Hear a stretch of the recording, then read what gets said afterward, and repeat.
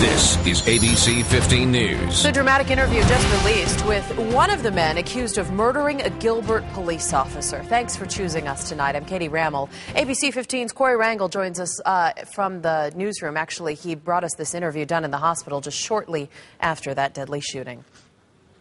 Try to relax. It's going to hurt a little bit. We got to take a look. Sounds from a hospital ER as doctors treat Damian Irizarry's gunshot wound shortly after a chase and shootout with police. The tapes and these photos are part of a newly released DPS report. Police interviewed Irizarry from the hospital about the shooting. You heard a pop. After you heard the pop, what happened then? I freaked out. Police say Irizarry led officers on a 40-minute chase after his friend and passenger in the truck, Christopher Redondo, shot and killed Lieutenant Eric Shoehandler. During his interview, Irizarry says he never saw Redondo shoot Shoehandler, but instead just heard the gunshot. Okay, I'm going to ask you a very specific question. Who shot at the officer? It wasn't me.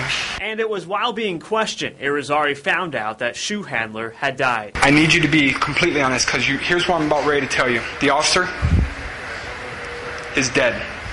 No, man, no. He's dead. That was Corey Rangel with that story.